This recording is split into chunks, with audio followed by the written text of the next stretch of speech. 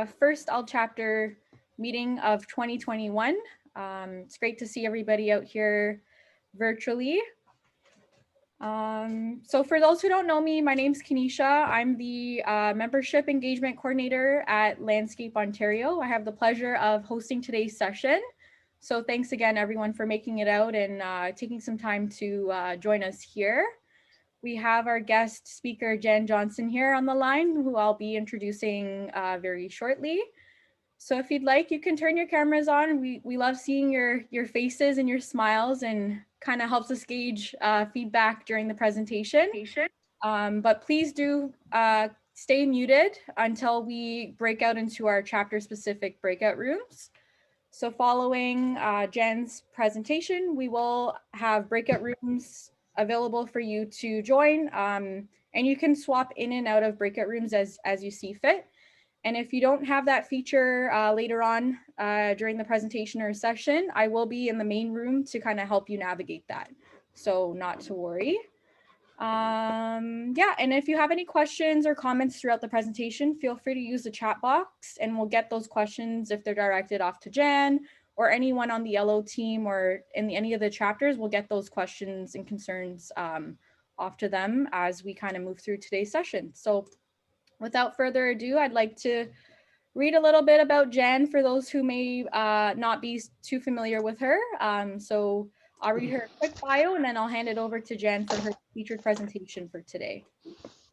Okay, so Jen Johnsen is a principal of the award-winning Johnsen Landscapes and Pools in New York, and an admired garden designer and writer.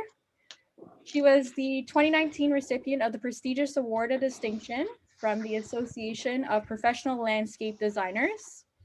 Jen also taught at Columbia University for many years, and she still teaches at the New York Botanical Garden, where she was named Instructor of the Year. Jen's new book, Floratopia, will be out mid next month, and she has a special announcement on that. This book will actually also be joined by her other landscape design books. Hi, Ricky. Gardentopia, Heaven is a Garden, and The Spirit of Stone. Trained in landscape architect and professional horticulture, Jen has worked in Japan, Hawaii, and Kenya, among other places. She's an inspiring speaker and loves to show you how you can co-create with nature in your own backyard. So Jen, with that said, I'll hand it over to you for today's Hello, John's Nursery presentation. Okay, I just got somebody else's thing in front of me here. I don't know. There you go. Hi, everybody. So I was with you in your wonderful conference. Was it 2 years ago, perhaps, in Toronto? And now I'm doing it from my house. My house, things have changed, right?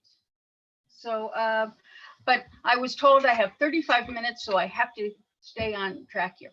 I am thrilled to talk to you. I love your conference. I would love to come back because I think you guys are like amazing up there, just amazing. I live in New York.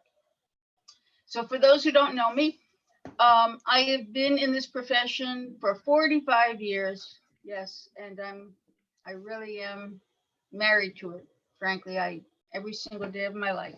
I studied landscape architecture at University of Hawaii. I worked in landscape architecture office in Japan. But then when I came back to New York, I realized I knew nothing about horticulture. This was back in the early 70s. And so I went to work at a resort hotel, and I worked for a French gardener there who had come to this country from working in Versailles. So I learned all the professional horticulture techniques so I could marry what I learned from him plus the landscape design I had been taught. And that's what I've been doing. So in all of my projects, by the way, I always incorporate flowers because I learned about flowers and planting them from that French gardener. And so, yes, in 3 weeks, this book comes out. I'm very, very excited. It's about I'm not a horticulturalist. I'm not an expert on flowers and their botanical structure, but I do work with them as a designer, and I'm trying to share what I've learned with everyone here. So that's that. Okay, so today's talk is called Learning from Before and After. And, I've taught landscape design at Columbia, New York Botanic Gardens And invariably, everybody always asks me for the rules of landscape design, and that's how I came up with my garden tips. But then I realized, how do I illustrate those rules or those design basics? And I thought the best way to do it is with before and after, because we all love that before and after. We all love transformation. So right now I'm going to share the screen. You let me know if you can see this. Can you all see this? Yep, all good, Jen. You can see it, right? Yes. Yes. Joanne is showing up number 1, so I'm always going to ask Joanne if she can, because I can see her. Okay, so so learning from before and after, and I'm assuming that most of you are in the profession in one way or the other, whether you're a designer, contractor, or horticulturalist. So hopefully I address all your concerns. If you have questions, I don't mind you asking, as long as, you know, I only have 35 minutes. So you might want to ask them at the end, perhaps, or you can chime in if you can't stand to wait to the end. I don't mind. Learning from before and after. So how do you get to something like all the photos, all the examples in this are from my projects. So how do you get to something like this? Well, you know, it's really a process of transformation, as I said before. How do you get from something like this to something like this, and what can you all learn from this? Well, you can learn to visualize by talking about before and after. You can understand the value of planning. I can't stress that enough. Don't just spray paint something on the ground and do it. Before and after can also show you how to use different materials. I hope to do that. I don't talk too much about plants and planting just because I don't have that much time. And you know, us plant lovers, we could go on and on about this stuff, I know. And most of all, oh, and then you see design tips and techniques. Definitely, that's really what I'm focusing on today. And most of all, I just want you to get inspired. It's January, you know, we're getting a little itchy here. Maybe this can help you in your projects that you have on the boards. The primary before and after has to be just seasonal, meaning that this is a completed project and this is what it looks like in the early spring. And then of course, after is in the summer, and that's how it looks. Isn't that great? This is not mine. This is in England. But what I thought this was so great in illustrating is the focal point at the end of a long view, the use of golden marjoram as a ground cover. I thought that was pretty great. And then that the square plant beds hint at the line of a walk. You don't have an actual walk, but the straight line of those plant beds rather than rounded plant beds, squared off plant beds, definitely hint at a walk, which I think is such a great idea. So that's your seasonal before and after. Here it is. Let me try that again. Here it is before, and then turning around, looking at the other direction is the bench. Another very, very simple before and after is change the color of a door. I mean, how simple is this? We had put in these steps for this client. This is a while back. And I finally said to her, you know, that door, it's just like going into a black hole. And so I said, why don't you consider lightening it up? So even something as simple as that can make such a difference, yes? So that's about the extent I get into, maybe paint colors of a house, but that's the extent I get into a housing. Very simple. Now here's one in my book called Gardentopia, which you may have. Gardentopia, Gardentopia, right there. I talk about the importance of a meet and greet area outside the door. Now this is not the main entry door. This is a door that the family used, like the mudroom door. And I explained to them, well, this has to be pretty developed here because this is where the kids and everybody go in and out all day long, every day of the year. So this is what I did. And what's interesting here is that please extend the front landing beyond the frame of the door so you can put in a pot of flowers or something else that you might want to put there. And I always like to have a bench, which you can basically see on the right side. And then it was under the shade of a big beech tree, and I wanted to engender some movement because it was kind of dank. So I got the millstone with the kind of radial pattern that you see, and it adds a little bit of movement to what was kind of a very shady, quiet spot. So they really liked it a lot. But always try to make it bigger, the entry landing bigger than you think, because you might have two couples there, like meet and greet, like I said. Make it larger than you think you need. Another tip, follow the lines of the house. So you see, this is a very nice house, very long, linear house, and the walkway doesn't match the house at all. You want, because it's such a strong linear feature of the house, the line of the walk should match that, should be parallel. That's number one. And so what I said was, let's relocate the Japanese maple that's hiding the door. You don't want to hide the door. Let's relocate that to the front.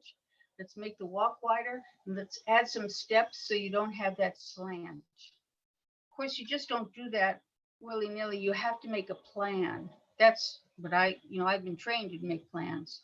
So this is what you do, never forgetting the pitch of the walk and the steps and all. And this is how it came out. One thing I should say, make the walk wide. People tend to walk a little slower, the wider the walk, and that's kind of nice. Get people not to be so rushed. So that's why if you think the walk should be 4 feet, make it 6 feet wide. Why not? And the kids really like it. I put that low wall there on the right so that the little kids could sit outside. Follow the lines of the house. See that red tree? That's the relocated Japanese maple. Okay, here's another gorgeous mid-century modern house. This one was quite stunning, but the outside was a mess. This is exactly, well, this was what it looked like, except for the walkway was there, but we rebuilt it because it was all falling apart. And the parking lot you see is right here. So that was working well to get to the front door. You don't want to make people walk too far if they don't have to. But what I said to do, this is looking down, of course, is I said, let's put in a small amount of lawn, and those orange squares are flower pots, tall flower pots, just some feature to make the long walk interesting. So here's before, and that's after. Now you see, by doing that, it does accentuate the length of the walk, but it breaks it up a little bit. Those are Kimberly Queen sword ferns. They're not hardy, so they don't stay out in the winter. We change out the display. The pots can stay out. And then that's how it looks from the other side. So that worked out quite well. And that's how I used the boxwoods to kind of frame out like a little outdoor room so that it broke up the front entry zone to the side entry beyond. And this was the same property by the garage, and this is a bunch of rock outcrops, could not move it. So that's why I say, if this is what you have, if life gives you lemons, you make lemonade. So I say, okay, let's make this work, and let's do rock garden. And you see this rock here. I hope you can see that arrow. That rock is what you'll see in the next photo. And that's all deer resistant. We have a lot of deer where I live. This is blue ageratum, Carex ice dance, Japanese garden juniper, Pennisetum hamelin, and that's the rock you saw before. And so the key here was that I added a lot of good soil. I really amended it because there's so much rock outcrop. You got to give it rich soil to counteract the fact that there's not that much root area. And that's showing you, it looked really nice in the winter too. Very nice. Okay, this is a great one. Okay, so I always say in my books, expose the rock. Don't try to hide it. Try to celebrate the beautiful rocks if you have them. And in this in this project, that's exactly what we did. That over there, by the way, is a beautiful spa, 10-foot diameter. But this is my company built this. But I wanted them to put in rock garden plants like sedums and all, but they didn't want to do that, the clients. So that's how it goes. So this is expose the rock, and it sounds like a great idea, right? Well, many times it is, but on this project I go, expose the rock. And we started to expose the rock, and this is how it ended up. I mean, it was like, oh no. And my client said, expose the rock, that's it. This is, and I said, no, we can fix this, we can fix this. And I really had no idea what we were going to do. So I suggested we build a 2-foot high mortar wall at the base of the rock, as you see. That's what we're doing here now. And so this is how it looked from the primary view as you enter. And I really was nervous because, you know, sometimes that exposing the rock thing doesn't work. and and that's how it came out. Thank goodness. I planted weeping blue atlas cedar up on top. And this is a pink supreme flower carpet rose. I don't know, are they hardy in your area? I'm not sure, but they are on USDA zone 5 where I live. So flower carpet rose really works well against harsh rock like that. And so much for exposing the rock. Now here is this is another one of my tips from my book Gardentopia, the power of the portal. And I feel very strongly about this, is that any kind of gateway or arch or just even maybe a hedge with an opening in the hedge serves as a portal. So any kind of portal or entrance announces the change from one area to the other. And you can use this to your advantage, creating kind of like a sense of anticipation, like, oh, what's beyond? Now, this is, you know, Alhambra, where they knew how to do it really well. Alhambra, there's certain places to go where you can learn so much about design ideas, and this is one of them. So, of course, we can't all have this kind of archway, but look at this. This was an old, falling apart gate, circa probably 1920s on this property, but it was in such bad repair, the property owners wanted to get rid of it. It was really a mess. And I said, oh, please don't. I said, let us spend the money to refurbish this gate. And that's just what we did. And, you know, you don't often think of doing this, where you have a gate and then you put the little rooftop over it. It's kind of like a Japanese effect. But if you look at it, it's quite effective, don't you think? So we refurbished the whole thing. And then, as in all gates, I suggest you always add some kind of stone threshold at a gate. And the reason is not only for the looks, which is very nice, but it's because that's where it always gets beaten down. Any kind of gate, the area right at the base of the gate is always beaten down and sometimes gets a little muddy. So add a stone threshold if you can. It's also like a little landing pad too. But don't, if you have some old features, maybe you can refurbish rather than get rid of them. And here's another power of the portal. And this one was a screening off a parking area.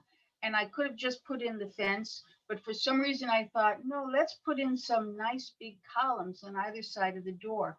And you think it's kind of a heavy look, like why would the piers or the columns be so wide next to this door? But it actually works. And that's how it came out.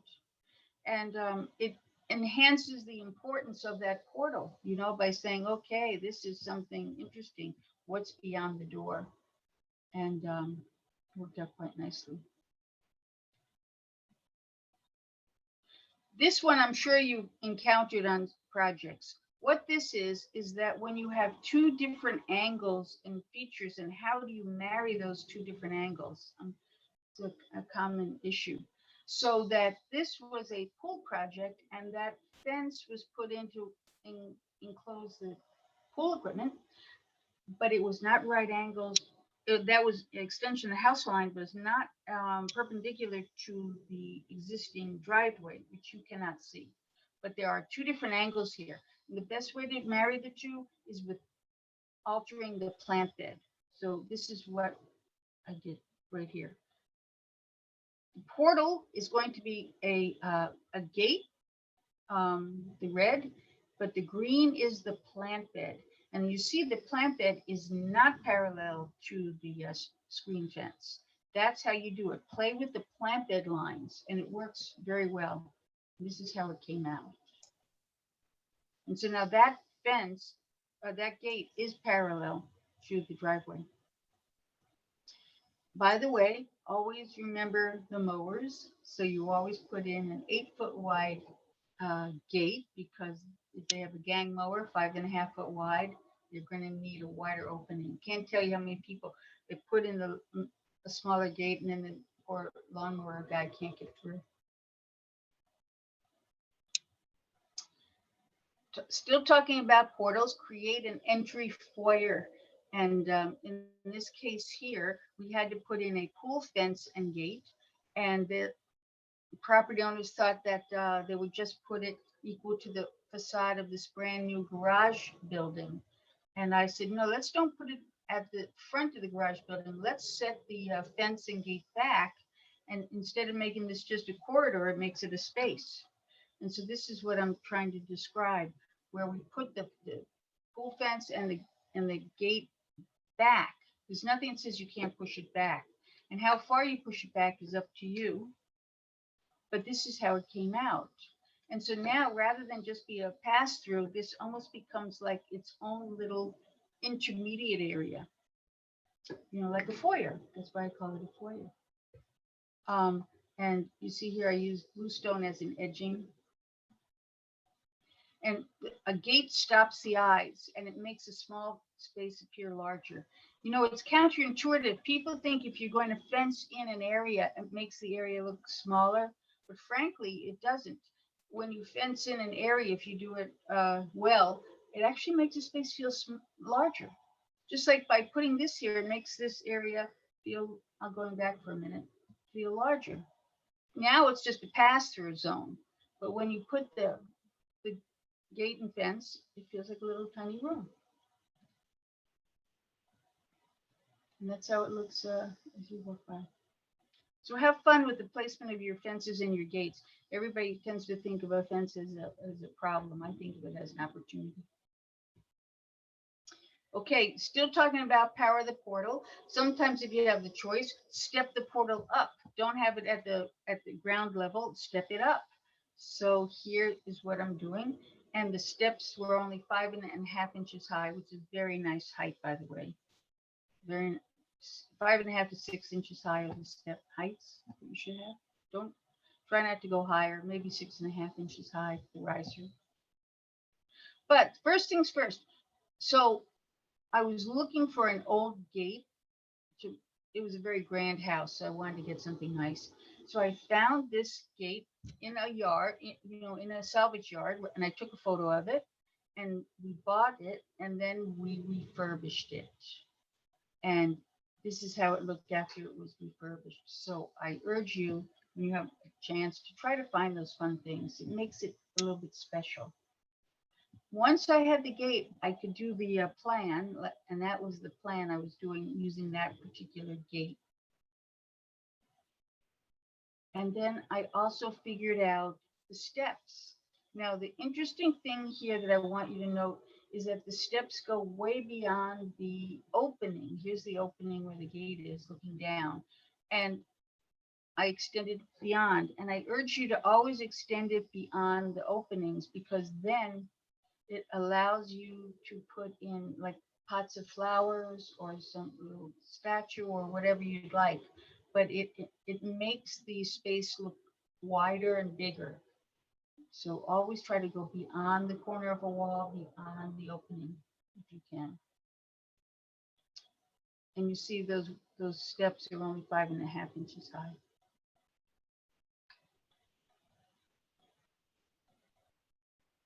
Okay. She wanted it to look like it had always been there. So what I did was I added ivy. And within 1 year, that's how it grew.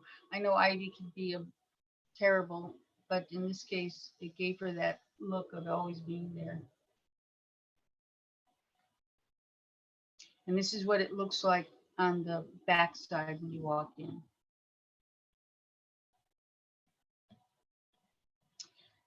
Steps follow the grade. Okay, so no more power of the portal. Now we're talking about steps.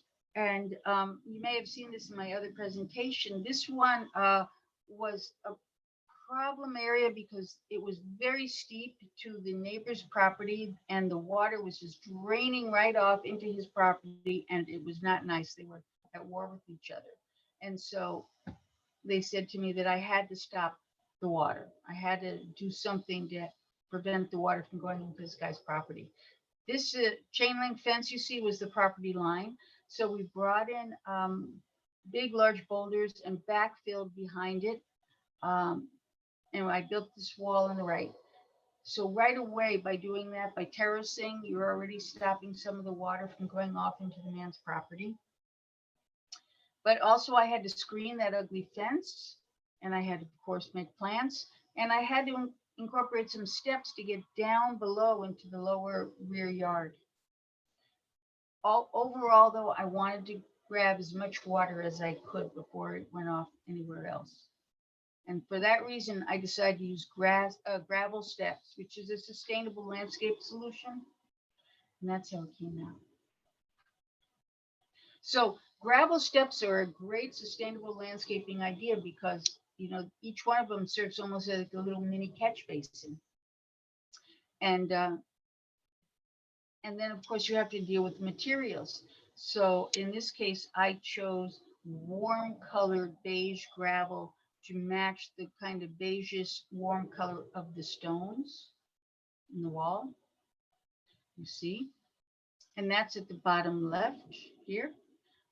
Top right is a more cooler solution, which would be just the cool gray.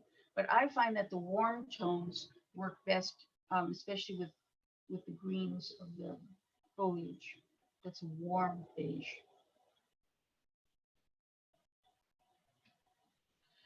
Okay, talking about steps here. In this case here, these people had a beautiful property. The only issue was that they didn't have any flat ground. And so they told me I had to figure out how to make flat ground. And so the only thing I could think of was to dig into this area to extend some flat ground. See this tree? This tree here will be shown in the after shot. So we got a machine and dug into the earth. And that's what I managed to do. It's a little raw here because I took it the day they put in the slab, but see the tree is there. And so all this white stone was the stone that had been hidden. It probably been hidden for tens of thousands of years. And this is white, but that's how far down we took it. And then I added some slab steps. We got them from the site.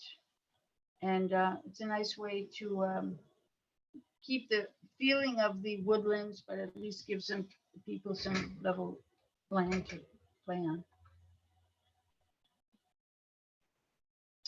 This is still steps, but also many times the front door is hidden, whether it's by plants or something else. And I always say, make the door obvious, make it the destination for wherever you are. And so that's what we did. It was quite a hike up. So we had several sets of steps. I always try to make a series of steps with landings to give people a break. Now this was taken before we put in the handrails. You got to put in handrails. Well, first of all, the law requires it, but also people appreciate handrails. The older they get, they need that. But this was taken before the handrails, and at least you can see where the door is.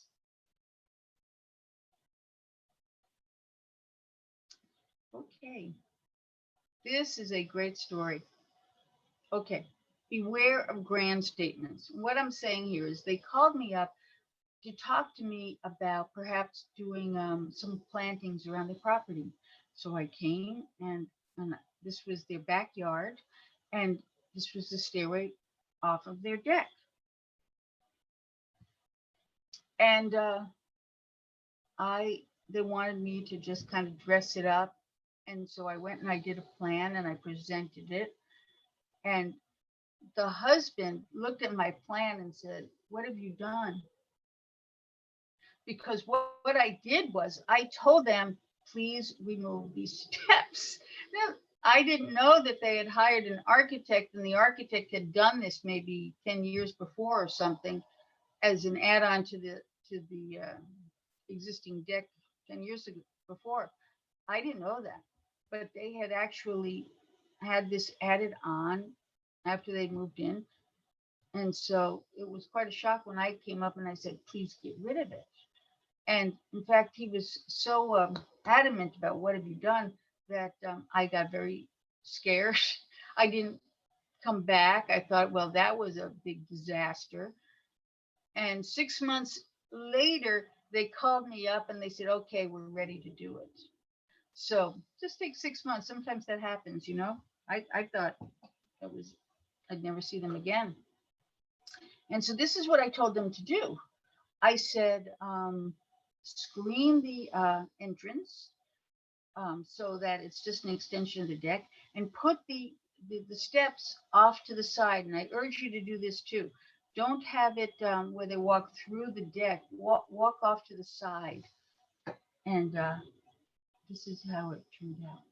Oh, remove steps and block the entrance and add steps off the side of the deck. Yeah. And that's how it turned out. So you can see over here the side steps, right? See them? But now it made the deck much more usable space.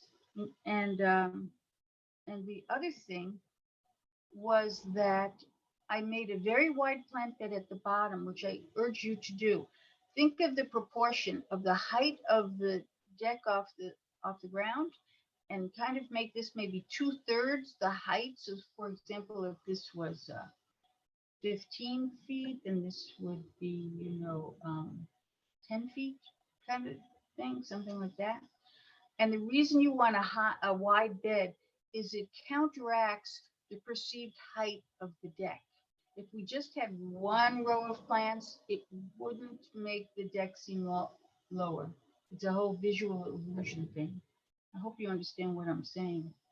Wide plant bed, true rows, almost equal to the height of the deck. And the evergreen tree screen to block the neighbor, which they didn't have before. So now all of a sudden they feel like they've got some privacy. Oh, by the way, this is in my book, Gardentopia. I love Adirondack chairs. I feel that they're kind of an iconic symbol, so that you look at a Adirondack chair, you may not sit in one, but even by looking at it, it connotes relaxation and leisure. So to me, it's like, oh, you have 2 Adirondack chairs. It's like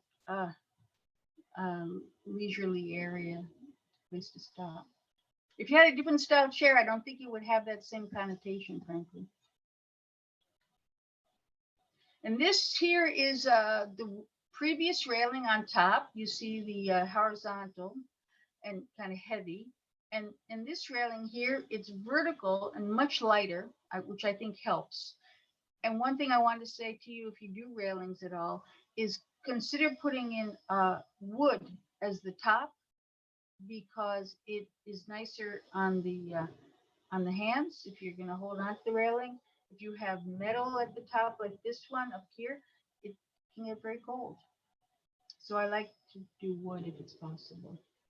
I always work hand in hand with the iron worker for these things. Okay, last. This is now looking down from those same steps, and you can see how it worked. These steps led to this wide walk. Well, that's good, wide walk, and went straight to the existing pool area. But the one problem is that wide walk literally bisects the lawn. So now you have a lawn that's really not usable because it's bisected, right? You have left and right. Similarly, when you get to the pool area, the entrance to the pool zone was right in the middle of the pool, which is pretty common. I've seen this a lot. And now the person has to select whether they go to the left or to the right. It's one of these decision-making things. And if you're into feng shui or feng shui, whichever you want to call it, feng shui, you probably know that entering with a bisected area with left and right, it's not good. It's not a good energetic feel.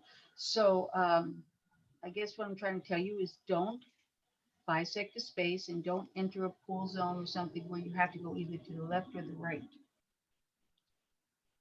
The other thing I want to show you is, you see the lawn area here? The lawn area seems to drop off the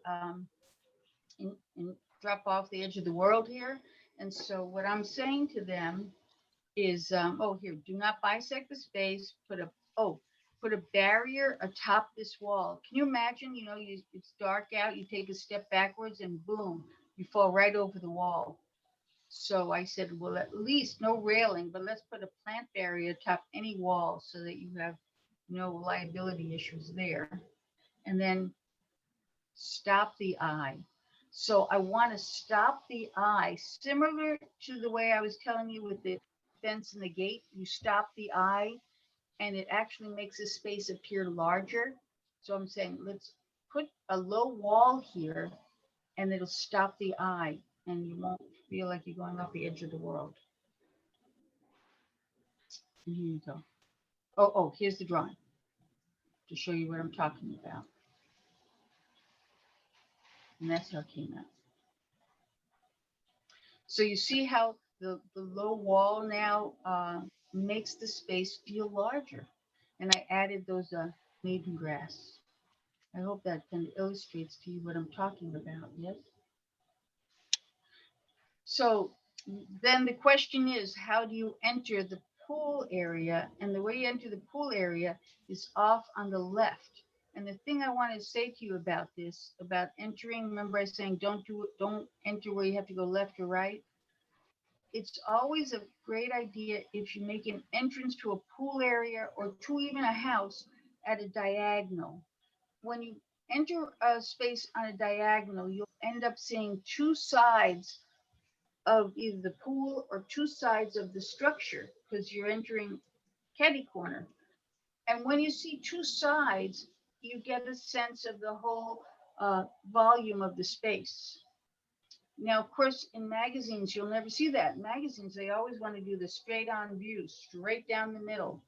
But in reality, if you enter on a diagonal, it creates more interest and you get a better sense of the volume of the space. And this was the walkway that I created into the pool zone. And you can see that over here is where you enter and you kind of make a turn into the pool zone.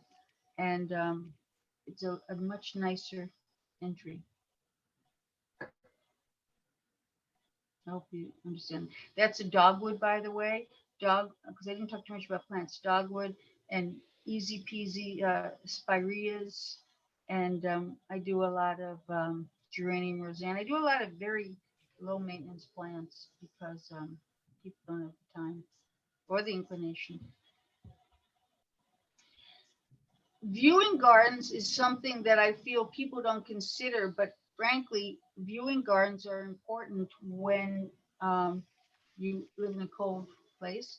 So sometimes I motivate people to put in a garden, not necessarily because they're gardeners, but because the view would be so beautiful. And that's what happened here. This was the looking down from this house, and it was kind of an old, not kind of a messed up area, frankly. And so the owner said, well, you know, I've always wanted a cascade, a waterfall. So I said, oh, we could do that. Of course, what happened is we brought in the machine and we hit rock. And so as we hit ledge. And so rather than just digging the trench and making a very nice waterfall cascade, I ended up having to build up the entire waterfall area or stream area because I couldn't go lower, ledge. So what you're seeing here is actually we built up the land with rocks and backfill. And then this right here is the stream, right here. And then how do you get across the stream? Well, of course, you need the bridge, right? You need a bridge right here. Uh, and so that's what I pictured right there. See that? And the critical thing with the bridge was it was higher than I thought it would be because I had to build everything up. So I ended up, and this is something you may encounter, the bridge here is flush with the walk, but on the far side, we actually had to have a two risers off the bridge onto the lower walk area. And this is us putting it all together. It took us a while. And this is looking down from the waterfall at that bridge. The company that built that bridge is called Bowbends, Bowbends, Bowbends. And it took us about 2 weeks to figure out the color. This is when the clients get involved. They want to know what color. At first they said red. I said, no, red bridge. Thank you. No. And so that was the color, nice and true color we came upon. But you see how high it is. It wasn't intended to be that tall off the earth. That's what I had to do. But that's more of a viewing. I mean, of course he used it, but they got to look at it. They got to look at it all the time. It was quite a wonderful view that they saw.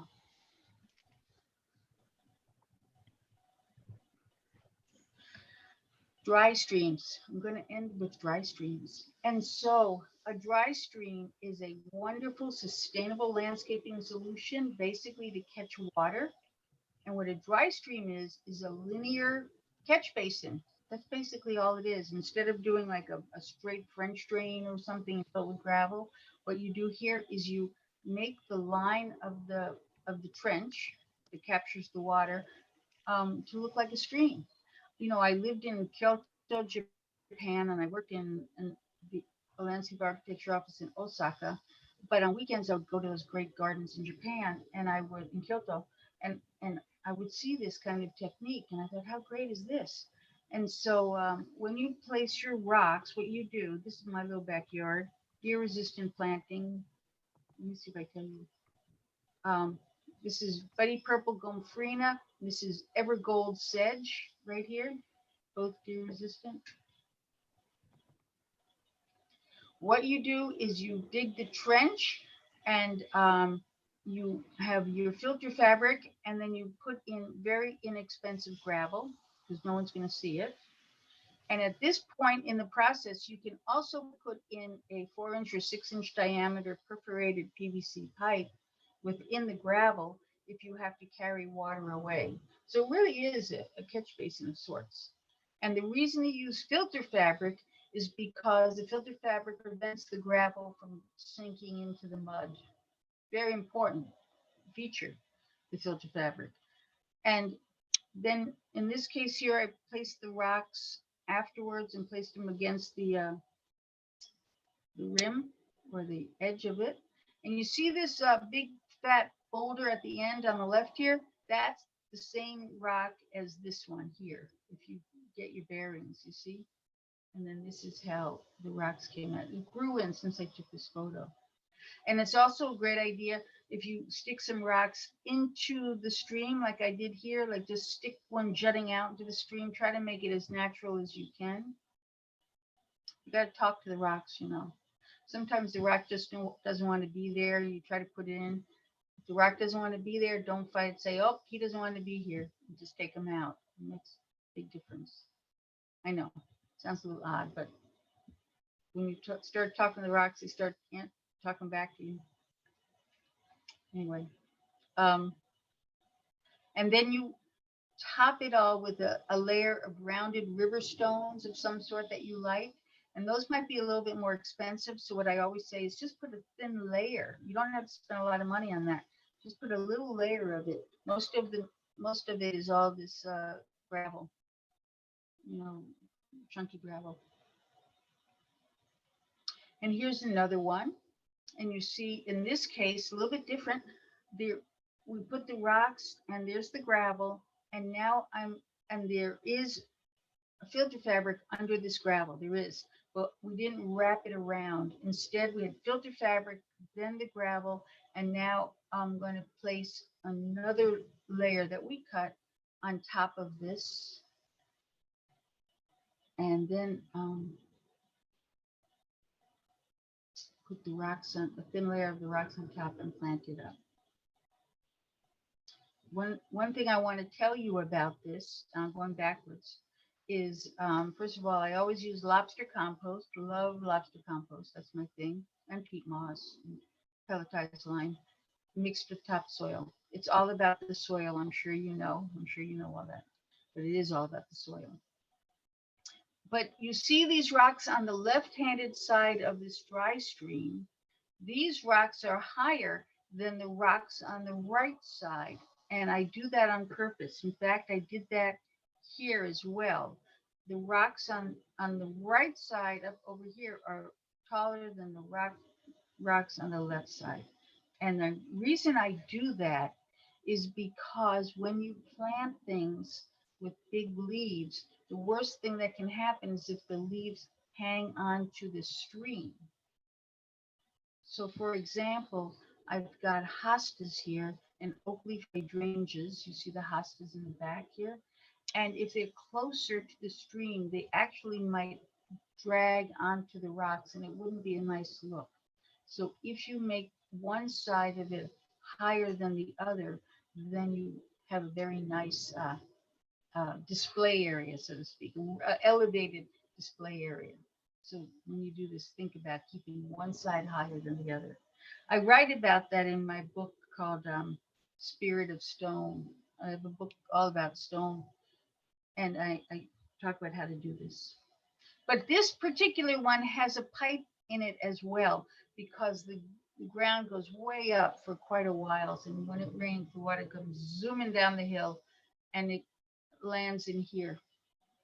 Now, I must tell you, if you want to do this, you will have to, after about 3 years, these rocks get kind of not slimy. So we put them in a wheelbarrow, wash them off, and put them back in every 3 years because they get a little mossy. And here's the last one I want to show you, because let's learn from before and after. And so what this is here is we had an AC unit right here. Here's the door. Here's another door. So everybody's leaving the house and the first thing they see is the AC unit, and they couldn't move it for whatever reason. So yes, you could put a screen around the AC, but sometimes the screen itself grabs more attention than the AC would. So I didn't want to put a wood screen. I added a step over here, and I extended the wall. So just one side. So when you come out, at least you see a wall and you don't see the AC unit. The other thing is this too is sustainable landscaping, because this is a gravel terrace, and this gravel has is very deep, so that the water drains right into the earth. So they can't say that we're creating more impervious surfaces. But to do that, I added that's an edge there. It's about a 3-inch high edge bluestone. And then this is a flat piece of bluestone that you can walk off on. Actually, we added a few more pieces of bluestone here. But this is just a bluestone paver set on edge to create border for maintenance purposes. So I hope this has inspired you. I hope I didn't talk too fast. And if you want to keep in touch with me, as Joanne knows, I post every day. I post on Facebook, on Serenity in the Garden blog, on Heaven is the Garden. I post, this is all Facebook. The Spirit of Stone is a page, and my own personal page, Instagram, LinkedIn. And yes, I'm very excited for the fact that I do have my new book, Floratopia, coming out. And so it'll be out in 3 weeks, and I urge you to check it out.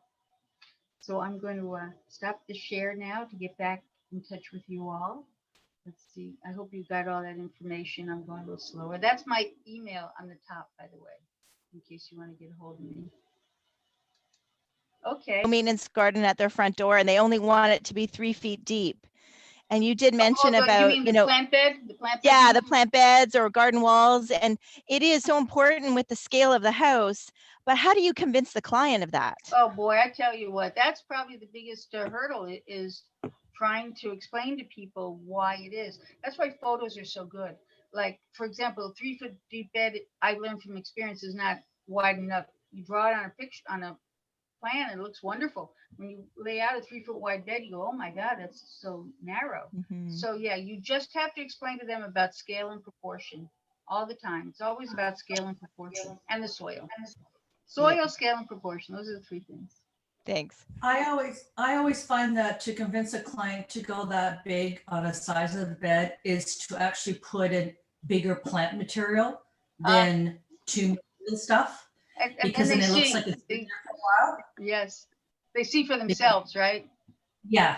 Yeah. That's Instead of doing that, 1 gallon pots, I usually start with 60s and 80s and go up. So when you do put it in, you need that space. So you convince them of the size of the plant, and then you don't have a problem with the space. That's they a don't good have point. to. That's a very good point. Bring the plants and say, look, lady, look at this viburnum here. It's going to eat up this place. Yes, and I guess, I like talking about all my mistakes. Like, I like talking about exposing the rock, and then of course the rock was god awful ugly.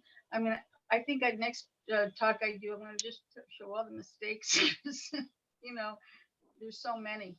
There's so many mistakes that can happen. And one of them on another talk that I did, I painted a gate blue, and I thought, oh, this will be fabulous. But of course, the blue was the wrong blue. I mean, it looked terrible.